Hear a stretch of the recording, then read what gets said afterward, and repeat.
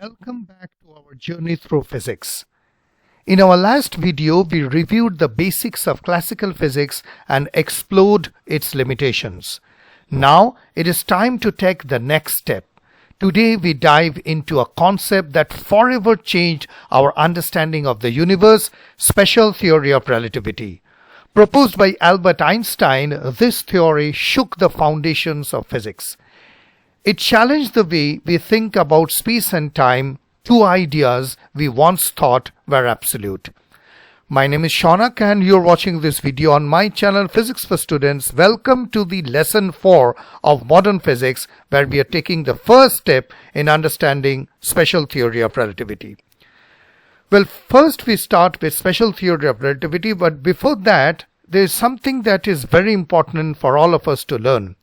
Now, as we see that light waves as well as other forms of electromagnetic waves, for example, radio waves, X-rays, gamma rays, etc., they propagate through a vacuum at the universe at a very constant speed of this 10 to the power 8 meters per second. Now, this speed is not only remarkable for being extraordinarily fast, but it is also has great profound implication for the nature of space, time and motion. Now, it serves as the ultimate speed limit in the universe, beyond which no particle, no wave or no signal can travel. The concept introduces the foundation of Einstein's theory of special relativity, which fundamentally redefines our understanding of space and time. One of the tenets of special relativity is that the speed of light is the maximum possible speed for any physical entity, and it is the same in all inertial reference frames regardless of the motion of the source of the observer. Now, having said this, we define a scale, the scale that we see in our daily life. So in our daily life, what we see that the objects that we encounter moves at speeds which are much slower than the speed of light. For example, a car which is driving at 100 kilometers per hour is traveling at a speed that is orders of magnitude similar than the speed of light. Newtonian mechanics, the classical framework developed by Isaac Newton, works extraordinarily well in describing the motions of such objects. So the classical framework, which was developed by Isaac Newton, very well established the laws of mechanics. Newtonian mechanics fairly works well with things which are traveling at a regular speed, which we see lesser than the speed of light. But here there is a but. And we will try to explore the limitations of Newtonian mechanics in a quick tour, and then we will understand that why this is important. Now, this is something which I have shown in my earlier video if you have missed that, on the limitations of classical physics. So if we take the Suvat, the famous Suvat equations, then what we can see is that if a particle experiences an acceleration for a long enough time, velocities as large as desired can be achieved. So if this airplane is moving at 200 m per second, and there is a missile which is fired in this way, which is same at 250 miles m per second, then the observer, this person at the ground level, will see 200 plus 250, which is equal to 450 m per s. Now, this is what is Newtonian mechanics. Now, if it is fired, for example, a rocket which is moving at this speed is firing another missile which is around 2.5 into 10 to the power 8 meters per second, then the observer at space station, who is located at the space station, would obviously add up these two just as velocity addition, and here we will get something which is defying the laws of physics. That means it is showing that this is more than the speed of light. Now, this is something which is not allowed in special theory of relativity. So this is the but portion which I just showed you, and this is the reason that we need a kind of a new theory, a new understanding of both space and time. Now, if you need to learn a little bit more about this, so this is not allowed, I would request you to go to this video, a complete course on general relativity, lesson number 2, where this relative motion, coordinate changes, etc. are defined in much more details. Going ahead with this kind of an example, if we suppose we take this kind of an electron and through a large electric potential difference, for example, it is possible to accelerate an electron at a speed of 0.99 or maybe 9999% c, that is the speed of light, by using a potential difference of several million volts. Now, according to Newtonian mechanics, if the potential difference is increased, for example, by a factor of 4, then the speed of the electron should be double, so it would be approximately around 1.98 c. However, this is something which requires an attention. Experiments show that the speed of the electron as well as the speed of all other particles in the universe always remain less than the speed of light, regardless of the size of the accelerating voltage. In part because it places no upper limit on the speed of light of a particle can attain. So this is the picture of young Einstein around 1905. At the age of 26, Albert Einstein published his special theory of relativity, and regarding this theory, Einstein wrote something like this: "The relativity theory arose from necessity, from serious and deep contradictions in the old theory from which there seemed no escape. The strength of the new theory lies in the consistency and simplicity with which it solves all these difficulties using only a few very convincing assumptions." So as you can see, this is what Einstein has written, and Einstein wrote, and this actually tells that it arose from necessity, and this shows that if I accelerate it more than with a factor of 4, then the electron speed shows something which is crossing the limit of the speed of light. And as I have just explained, that nothing in the universe travels faster than the speed of light. So the strength of the new theory, as put by Albert Einstein, lies in the consistency and simplicity, and there seemed to be no escape in the old theory. That means the old theory was contradicting. Now, this was actually the tenet, the writing, the what you can call it as something which Einstein laid the foundation in terms of special relativity. So we move on to a historic date. Although all the Friday, I'm going to say that this is not the Friday the 13th, but rather Friday 30th June 1905. And during this time, what he published was called the Annus Mirabilis. Now, Annus Mirabilis is actually a Latin word which means miraculous years, that Albert Einstein published in his scientific journal Annalen der Physik, or which is called the Annals of Physics, in 1905. Almost 120 years ago. As major contributions of the foundation of modern physics, these scientific publications were the ones which gained a fame among the scientists. Number one, the first paper of Albert Einstein was the photoelectric effect, which established the energy of the light quanta equals to hf, or you can say equals to h nu, and was the only specific discovery mentioned in the citation awarding Einstein Nobel Prize in Physics in 1921. The second paper was Brownian motion, which established the Einstein relation and compelled physicists to accept the existence of atoms. The third, the special theory of relativity, which is the subject of today's video, actually proclaims the speed of light c and derives the Lorentz transformation, and Einstein also examined relativistic aberration and the transverse Doppler effect. And the fourth was the world famous E equals to mc squared, developed the principle of mass energy equivalence expressed in the equation of this, which led to the discovery and use of nuclear power decades later. So the Annus Mirabilis, 30th of June 1905, in one strike, he wrote 4 great papers, historical papers, and these 4 papers, together with quantum mechanics and Einstein's later general theory of relativity, are the foundation of modern physics. And we are actually now learning one of the pillars of modern physics, that is special theory of relativity. Now, although Einstein made many important contributions to science, the theory of relativity alone represents one of the greatest intellectual achievements of the 20th century. With this theory, one can correctly predict experimental observation over the range of speeds from rest to speeds approaching the speed of light. Now, the theory, as put up by Albert Einstein, not only describes things, but they also describe, for example, range of speeds from the rest speed to something which is approaching the speed of light. So Newtonian mechanics, which was accepted for over 200 years, is in fact a limiting case of Einstein's special theory of relativity, and his theory not only served as an improvement over Newtonian mechanics, but a more comprehensive framework that encompasses it as a special case. So Newtonian mechanics, which dominated scientific thought for over 200 years, was actually replaced and was pushed to the boundaries, such as the motion of electrons in accelerators or the behavior of light in different frames of reference. So right now in this particular video, what we are going to look into is that the special theory of relativity forms from two postulates.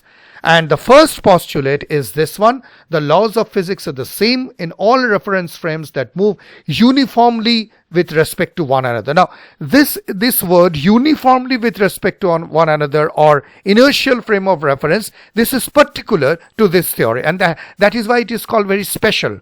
That means non-inertial frames of reference won't work out. So this is one of the basic laws. So this basic law means that this kind of an equation, which I'm going to, I'm going to explore you, sigma f equals to dp by dt, have the same mathematical formula for all observers moving at constant velocity with respect to one another. So this is basically Newton's second law of motion in a very generic form, and it actually shows that this equation is invariant under Galilean transformation in Newtonian mechanics and Lorentz transformation in case of special relativity. So this was one of the two basic tenets. One, the laws of physics are the same. That means this particular equation will have the same mathematical form if it is moving in a constant velocity, and the first we have already seen as the speed of light.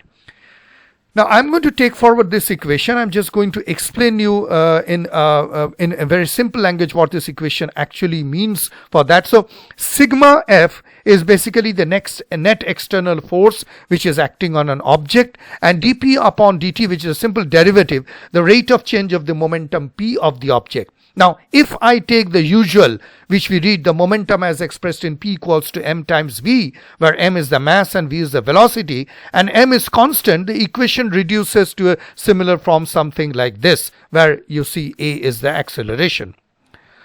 And from here, we also need to know that what is a frame of reference? It is a coordinate system in which we observe and measure motion. Observers move at a constant velocity with respect to one another, and this is said to be on an inertial frames. And what is most important is the laws of physics, including Newton's second law, sigma f equals to dp upon dt, are invariant in all inertial frames, meaning they take the same mathematical formulation for all such observers. This is called the principle of relativity. Now, having said the principle of relativity, what we are trying to discover now is called the laws of physics are invariant. And what does it mean? I am going to explain you in the next part of the video. What does it mean that the laws of physics are invariant? Now, in order to do that, I'm going to show you a schematic diagram. Now, you see right on your screen, these are the two frames of reference moving with a relative velocity. Frame S prime has an S and S prime has an arbitrary but fixed rotation with respect to frame S. So remember that they are both inertial frames, provided a body is not subject to force, appears to move in a straight line. Now, if an observer in one inertial frame writes down the Newton's second law as this, then the observer moving at a constant velocity relative to the first will also write it as this. Only changes that you see that f prime dp prime upon dt prime, which is the actually the form of equation which shows that it remains identical. So the invariance means that the laws of motion are not independent, and this is actually named after the famous Italian astronomer, mathematician and physicist Galileo Galilei. So the laws of motion are not dependent on the specific inertial frame chosen by the observer. And it actually means this, that the time is the same for all observers. So in classical mechanics, remember that transformation, that is a Galilean transformation between two inertial frame, assumes t will be equal to t prime. That means time is the same for all observers. And the spatial coordinates will transform as x prime equals to x minus vt, where v is the relative velocity of the two frames. Velocities and accelerations will transform predictably, which means that this equation will remain unchanged. And this is a simple kind of a mathematical derivation. I will just show you, and then you will probably understand the basic tenet, the importance of special theory of relativity. Now, when we go to the near to the speed of light, these Galilean transformation, whatever you're seeing here, are not moving at a speed of light. They're fairly moving at a very, very low speed. Now, when speeds approach to the speed of light, Newtonian mechanics have got a limitation, and we use special relativity. And in case of special relativity, you see that the momentum is not P equals to m times v, but we have got a factor which is called a gamma, which is P equals to gamma mv. And this gamma is denoted by 1 upon square root of 1 minus v square by c square, which is called, we will see later, as the Lorentz transformation. So the equation sigma f equals to dp upon dt still holds true in the relativistic form, and Lorentz transformation relating to space and time between observer moving close to the speed of light ensure the same, I would say, the same kind of an invariance. So, so from here what we can say that there are two important things which emerges. One, universality of physics. That means the laws of the motion are the same in all inertial frames of reference, meaning no inertial frame is special or preferred. And second is the predictability factor. That means observers in different inertial frames can describe and predict the same physical phenomena using the same laws of motion. So this is actually why what we call the laws of physics remain invariant. From here, as I have told you, that we start with the principle of relativity, and in this part of the video I'm going to show you what is that the principle of relativity, which is the underpinning force around which the entire mechanics of special relativity revolves. So in order to describe any kind of a physical event, it is necessary to establish what is called a frame of reference. For example, one fixed in a laboratory or so. So you must recall from your studies in mechanics that Newton's laws are valid in inertial frames of reference. And we say this as an inertial frame is one which is an object subjected to no forces, no force moves in a straight line at constant speed. So an inertial frame is one in which an object subject to no forces moves in a straight line and is not subject to any speed. Okay. So from there we get something which is called an inertial world. So according to the principle of Newtonian relativity, I would say the laws of mechanics must be the same in all inertial frames of reference. So from here, let us now take a kind of a diagram. So here you can see that if you perform an experiment while at rest in a laboratory, for example, which has got an x and y axis, and an observer in passing would move on to here, then moving at a constant velocity, that would also be an inertial frame. So any frame or system moving with a constant velocity with respect to an inertial frame must also be an inertial frame. Thus, there is no single preferred inertial frame. Now, if I take this kind of a diagram, say for example, this is an experiment, you can call it as a thought experiment, that the person which is throwing a ball up on a moving truck with constant velocity performs the same experiment over here, then the person would see a parabola. Isn't it?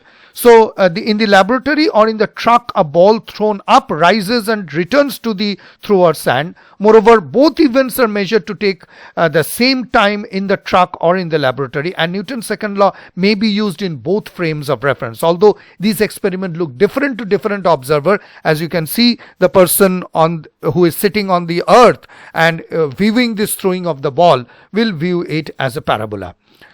So from here we will take a better kind of this kind of a diagram. So I'm throwing this ball up, it is going up, it is moving at a constant velocity, it is going down.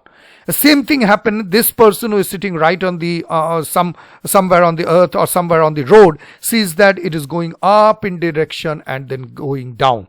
It's a kind of a parabola. So both observers agree on the validity. No one is saying that Newton's law is not valid. It is the validity of Newton's law and principles are already there. However, it implies that no experiment involving mechanics can detect any essential difference between two inertial frames.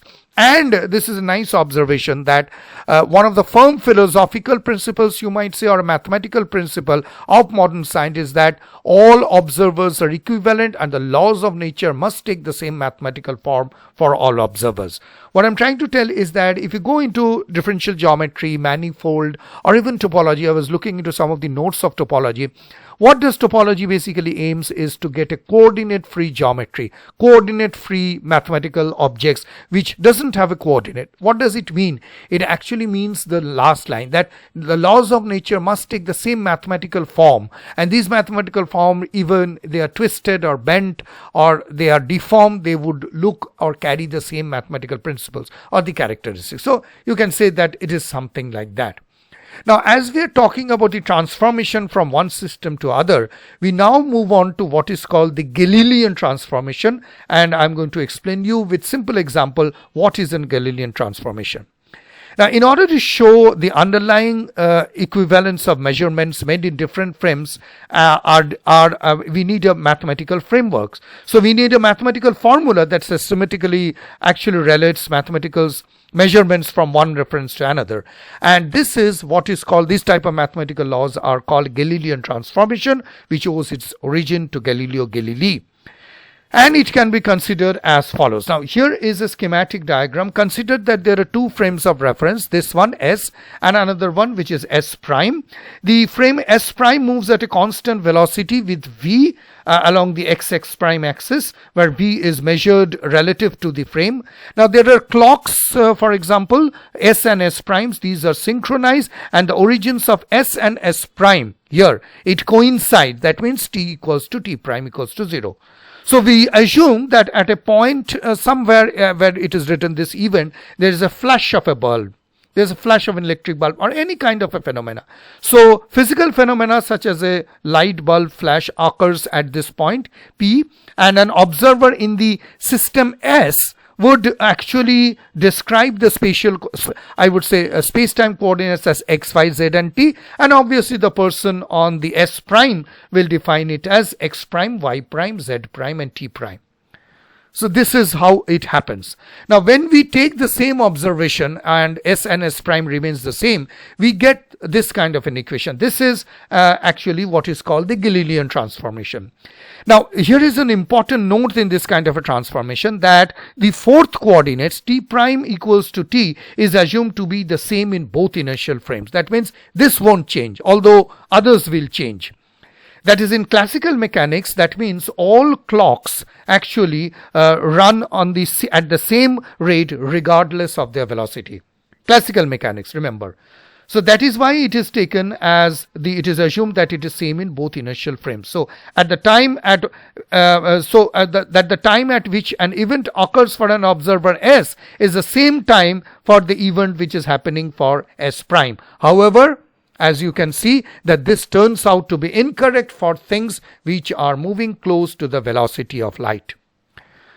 Now, taking ahead with the Galilean's transformation, we will look into something, a very important implication. We call it an invariance of force. Now, in order to show you this invariance of force, this actually again comes very important, because you will see invariance of force plays an important role in building up special relativity. We are again going to take a thought experiment. We are going to take two charges, electric force, for example, two electric force between small q and capital Q, located at positions, for example, it can be x or x1 on the x-axis. And so x1 and x2, these are the points located between x1 and x2, and S is the frame of reference.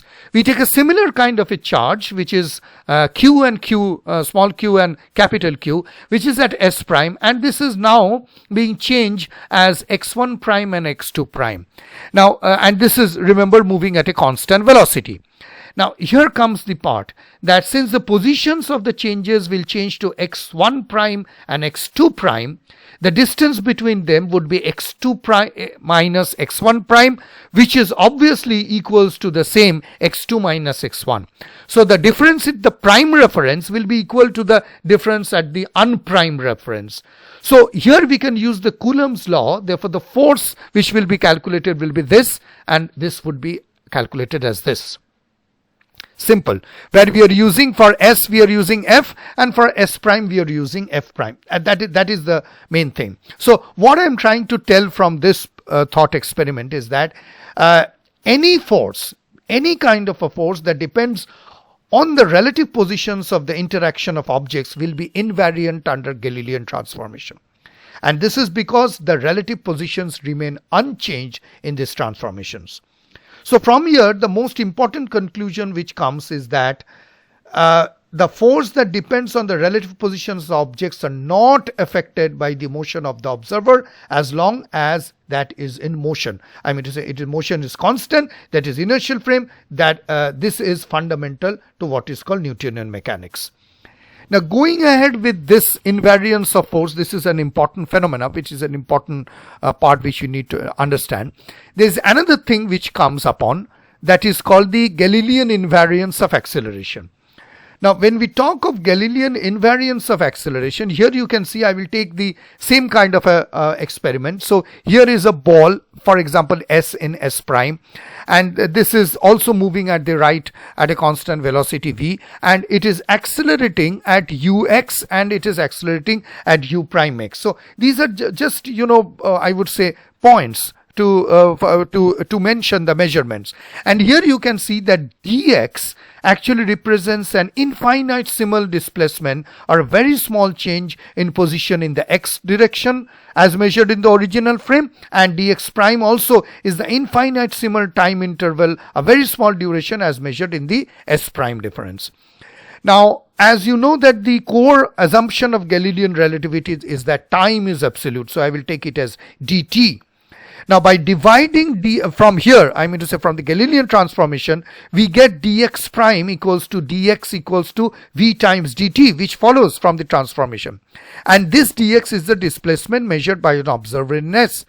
Now because we know that dt equals to dt prime. Why? Because we have just said, isn't it, that in Galilean relativity dt is considered to be the same in both the original frame and the moving frame. So because dt equal to dt prime, so from here what we can get is this equation.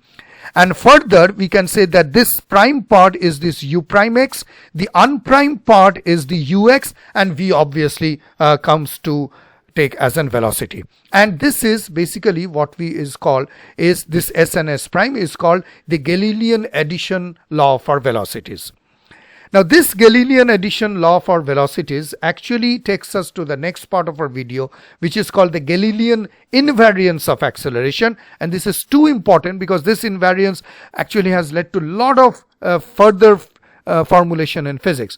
So in order to obtain the relation between the acceleration measured by observers in S and S prime, so I'm keeping the picture on the left hand side so for easy for you to recall, what we do is that this remains the same. So what we do is that we take a derivative. So u prime x is the velocity moved on S prime, this is at S, and v is the velocity. So what we do is that to find the acceleration, what we are doing is that we are differentiating both sides with respect to time, and we should remember that dt equals to dt prime as we have just told, and the derivation actually gives us this. And from here, as you can see, let us move to the next page. Since v is a constant relative velocity, its derivative with respect to time, obviously because it is constant, it would be dv by dt, which will be equal to 0. This would be equals to 0. From there what we get is this one, and if this can be replaced as the S prime, and this is the unprime reference, so this is from S, and what we get is this, and this can be replaced as A prime x, and this can be replaced as AX.